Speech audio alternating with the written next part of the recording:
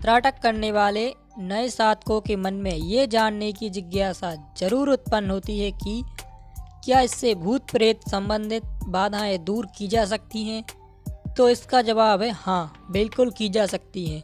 लेकिन कैसे और किस प्रकार, तो इसे विस्तार से समझते हैं।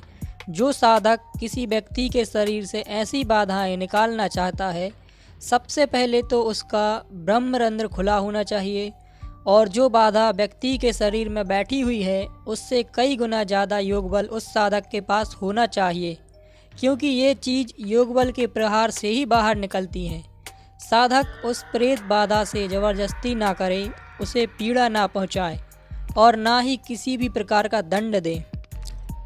पहले तो उससे प्यार से पूछना चाहिए कि आखिर उसको परेशानी क्या है और वो इस व्यक्ति को क्यों परेशान कर रही है, तो वो कुछ ना कुछ अवश्य बताएगी।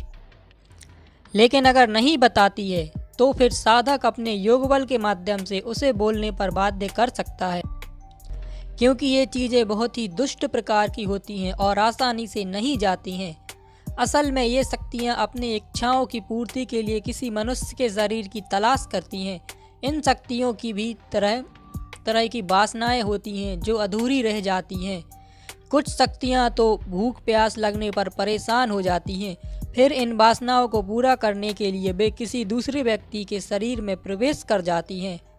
वो व्यक्ति जो भी अन्न जल ग्रहण करता है उसका सूक्ष्मतम भाग ये प्रेत आत्माएं सोख लेती हैं और अंदर ही अंदर वो व्यक्ति कमज़ोर होता चला जाता है।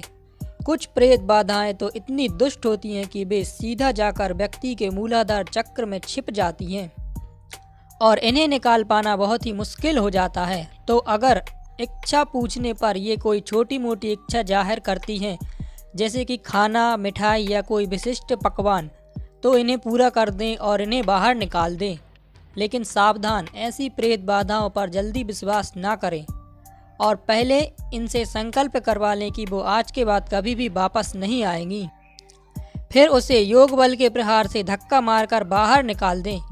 एक और ज़रूरी बात, अगर ये प्रेत बाधाएं आत्माएं ज़्यादा पावरफुल लग रही हैं तो आप पहले मृत्युंजय मंत्र का जाप करके रक्षात्मक कवर ओढ़ लें। कारण यह है कि कुछ दुष्ट आत्माएं योग बल से पीड़ा देने पर पीड़ित व्यक्ति के शरीर से बाहर तो निकल जाती हैं, लेकिन निकलने के बाद वे साधक को नुकसान पहुंचा देती हैं। वो उसके शरीर के अंदर तो प्रवेश नहीं कर पाती, लेकिन कुछ हानि जरूर पहुंचा देती हैं।